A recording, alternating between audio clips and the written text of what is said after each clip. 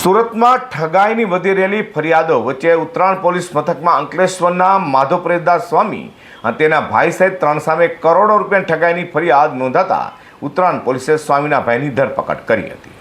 સુરત શહેરમાં વધુ એક સ્વામી વિરુદ્ધ ફરિયાદ નોંધાઈ છે। સુરતના ઉત્તરાયણ પોલીસ મથકમાં અંકલેશ્વરના માધવપ્રિયદાસ સ્વામી અને તેમના ભાઈ સહિત 3 સામે ફરિયાદ નોંધાઈ છે।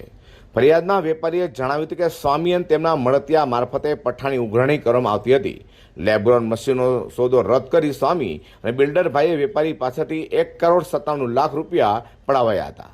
હાલ તો ઉત્તરાયણ પોલીસે સ્વામીના ભાઈ ગિરીશ બાલાણીની ધરપકડ કરી છે, જ્યારે વિક્રમ ભરવાડ દ્વારા ઉઘરાણી શરૂ રાખી હતી કે 63 લાખની એન્ટ્રી વસૂલવાની બાકી છે।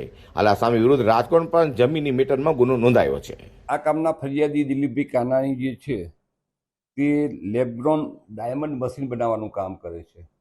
આ કામના જે બે આરોપી જે છે એ ગિરીશભાઈ અને માધવપ્રિયદાસ સ્વામી એ બંને આ કામના ફરિયાદીને ત્યાં એમની ફેક્ટરી ત્યાં ઉપર મળેલા અને એમને ત્યાં 5 મશીન એમને ખરીદ કરવા છે એ પ્રમાણે વાત કરીને સોદો નક્કી કરેલો અને એ પછી એમાંથી એમને 3 મશીનનો સોદો રદ કરાવેલો અને એ પછી એ બાકીના 2 મશીનનો પણ સોદો રદ કરાવેલો અને એમને જે એના 1,90,00,000 રૂપિયા આપેલા હતા એ બદલીમાં એમને એમની પાસેથી વધારાના 1,57,50,000 રૂપિયા એમને વધારે લીધા અને એમાં જે વિક્રમ ભરવાડ કરીને જે છે એને આ કામના ફરિયાદીને એવું કહ્યું એમ કે ભાઈ તમે અમને સમયસર અમારા પૈસા પાછા નથી આપ્યા એમ, જેથી અમને નુકસાન ગયું છે અને અમે અમારા આ જે કંઈ છે એ તમારા આટલા ઉપરના પૈસા આપવા પડશે એમ કરી અને વધારાના 1,57,50,000 રૂપિયા લઈ જવા છતાં આ કામના જે ફરિયાદી અને સાહેદો જે છે એમને અવારનવાર